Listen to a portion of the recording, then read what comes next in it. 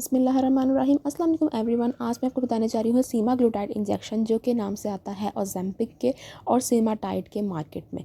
ठीक है, इसका किस तरह से यूज़ करते हैं, इसकी क्या कॉन्ट्रा इंडिकेशन है, इसका डोज़ किस तरह से मैनेज होता है, और अगर डोज़ मिस हो जाए तो क्या होता है, आपने किस तरह से उसको मैनेज करना होता है, ये each and everything for the pharmacist and physicians के लिए पर्टिकुलरली। ठीक हो गया। अब यहाँ पर सबसे पहले मैं आपको बता दूँ कि ये जो है वो डिफरेंट पोटेंसीज में जो है वो आता है मार्केट में। अगर सीमाटाइड की हम देखें सीरीज़, जो कि फिरोसन की है, वो 0.25 में भी आती है, 0.5 में भी आती है और 1 मिलीग्राम में भी आती है। लेकिन जो ओज़ेम्पिक इंजेक्शन है वो 1 मिलीग्राम में आता है। ठीक है, एक इंजेक्शन आता है जिसमें 0.25 और 0.5 दोनों के वो जो है वो नोब्स होते हैं। आप कोई भी जो आपको डोज रिकमेंडेड है आप उस पर कर सकते हो। ठीक है, तो अब सबसे पहले हम लोग देख लेते हैं कि ये कौन लोग हैं जो ये इंजेक्शन नहीं लगा सकते। वो लोग जिनको मेड्यूलरी थायराइड कार्सिनोमा है या फिर मल्टीपल एंडोक्राइन नियोप्लाजिया सिंड्रोम टाइप 2 है। ठीक है, ये दो लोग जिनको खुद है या फिर अगर खुद नहीं है कि इनकी फैमिली में किसी को रहा है, तो वो बंदा जो है, वो पेशेंट जो है, उस पेशेंट को आप ये जो है ओज़ेम्पिक इंजेक्शन जिसमें सीमाग्लूटाइड है आप यूज़ नहीं करवा सकते, कॉन्ट्राइंडिकेटेड है।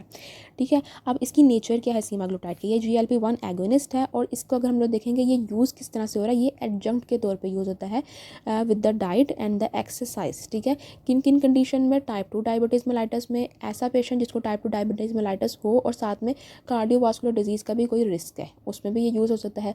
ठीक है, फिर ऐसा पेशेंट जिसको इस्टेब्लिश है कार्डियोवास्कुलर डिजीज़ और साथ टाइप 2 डायबिटीज़ मेलाइटस भी है, उनमें भी ये यूज़ होता है। ठीक है, और टाइप 1 डायबिटीज़ मेलाइटस के लिए ये यूज़ नहीं हो सकता।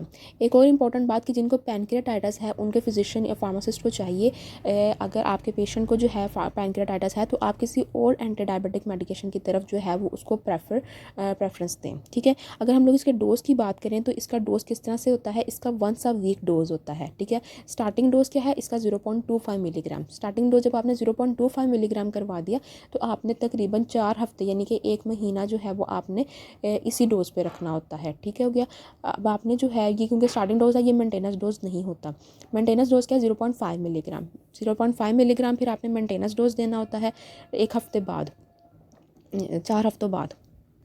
फिर अगेन उसी तरह 0.5 मिलीग्राम को भी आपने 4 हफ्तों तक देना होता है, हर हफ्ते एक बार। और अगर पेशेंट का ग्लाइसेमिक इंडेक्स जो है वो कंट्रोल में आ जाता है, ब्लड शुगर जो है वो कंट्रोल में आ जाती है, तो 0.5 will be his maintenance dose होगा उसका। ठीक है, अगर 0.5 मिलीग्राम जो है वो उससे कंट्रोल नहीं हो रही शुगर, तो फिर 4 वीक्स यूज़ करवाने के बाद जो है वो उसको फिजिशियन को चाहिए कि अपने जो पेशेंट है उसको 1 मिलीग्राम पर वीक पे ले आए। ठीक है, अगर इससे भी कंट्रोल नहीं हो रहा, 4 हफ्ते इस्तेमाल करवाया कंट्रोल नहीं हो रहा, तो 2 मिलीग्राम पर वीक तक भी हो सकता है। ठीक है, लेकिन अब फॉर एग्जांपल किसी पेशेंट का जो है वो 0.5 मिलीग्राम पे सेट हो गया डोज, लेकिन अब क्या है वो हर वीक यूज़ कर रहा है, लेकिन वो एक वीक जो है वो लेना भूल गया, तो विद इन 5 डेज़ जो है वो ले सकता है। ठीक है, अगर जो उसका जो डे था, जैसे वो मंडे को लेता था, तो वो विद इन 5 डेज़ जो है वो ले सकता है। लेकिन अगर 2 दिन रह गए नेक्स्ट डोज में तो फिर उसको नहीं लेना। ठीक है, फिर उसको वो डोज स्किप करके नेक्स्ट वीक पे से जो डोज होगा वो उसी को शुरू करना है। लाइक मोर देन 24 आवर्स का जो है, 48 आवर्स का जो है वो गैप, एटलीस्ट 48 आवर्स का जो गैप जो है वो ज़्यादा होना चाहिए कि आपके 2 इंजेक्शंस के दरमियान। ठीक है, मोर देन 48 आवर्स का आपका गैप होना चाहिए। ठीक हो गया, 2 इंजेक्शंस के दरमियान। उसके बाद अगर हम लोग साइड्स देखें तो इंजेक्शन साइड इसकी एब्डोमेन पे ही लग सकता है, थाई पे लग सकता है और अपर आर्म पे लग सकता है। ठीक हो गया। उसके बाद आ जाता है प्रिकॉशंस और वार्निंग्स किन के लिए है, जिनको पैनक्रियाटाइटिस है, जिनको डायबिटिक रेटिनोपैथी की कॉम्प्लिकेशंस हैं ऑलरेडी, जिनको एक्यूट गॉल ब्लैडर डिजीज़ है, एक्यूट किडनी इंजरी है, या फिर पल्मोनरी एस्पिरेशन भी हो सकती है ड्यूरिंग द जनरल एनेस्थीसिया और डीप सेडेशन। ठीक है, ये बहुत इंपॉर्टेंट है कि किसी भी पेशेंट को जो है वो ये इनमें से कोई भी मसला है या फिर वो रिस्क पे है इनमें से किसी भी प्रॉब्लम के, तो फिर उसको जो है वो अवॉइड करना चाहिए। उसके फार्मासिस्ट, उसके फिजिशियन को चाहिए कि वो उसको जो है वो अलार्म करे। ठीक है, और कभी भी अपना पेन जो है वो पेशेंट के लिए खासतौर पे ये गाइडलाइन है कि कभी भी अपना पेन जो है, इवन आपने निडल चेंज कर भी दी है तब भी आपने अपना पेन जो है वो शेयर नहीं करना किसी भी दूसरे पेशेंट के साथ। ठीक है, ज़रूर है कि ओरल मेडिकेशन के साथ इसका ड्रग इंट्रैक्शन होता है, क्योंकि ये गैस्ट्रिक एम्पटिंग को डिले कर देते हैं, यानी आपका खाना जो है वो जो आपकी मूवमेंट होती है जो स्टमक की पेशेंट की, वो उसको थोड़ा सा स्लो कर देता है, जिसकी वजह से ओरल मेडिकेशन की जो एब्जॉर्प्शन है वो थोड़ी कम हो जाती है, थोड़ी डिले हो जाती है।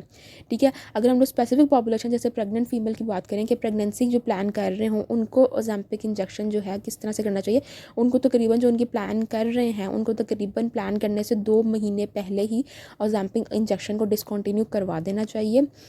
ठीक है, क्योंकि इसका वॉश आउट पीरियड बहुत लॉन्ग है। ठीक है। इसकी जो है वो वॉश आउट पीरियड बहुत लॉन्ग है। इसकी हाफ लाइफ जो है वो 1 वीक होती है और ये ब्लड में आपके सर्कुलेशन में रहता है तकरीबन 5 हफ्ते तक आपके लास्ट डोज से। यानी आपने लास्ट डोज अगर आज लिया है तो आज से 5 हफ्ते तक ये आपके ब्लड में रहेगा। तो बेहतर है कि जब भी कोई प्रेगनेंसी जो है वो प्लान की जा रही हो तो वो 2 महीने पहले इसको वो डिसकंटिन्यू जो है आपका फिजिशियन को चाहिए कि वो आपको डिसकंटिन्यू करवा दे, ठीक है। अगर हम लोग इसकी एडमिनिस्ट्रेशन गाइडलाइंस पे देखें तो इंस्ट्रक्ट करना चाहिए पेशेंट को कि वो हर बार डिफरेंट इंजेक्शन साइट को यूज़ करे। इवन अगर वो एब्डोमेन पे लगा रहा है, सेम रीजन है, हर बार वो एब्डोमेन पे लगाता है लेकिन सेम पॉइंट पे ना लगाए, ठीक है ना। वो जो है उसको चाहिए कि जो है हर बार इंजेक्शन साइट डिफरेंट यूज़ करे, अगर उसका एब्डोमेन भी है तब भी, ठीक है।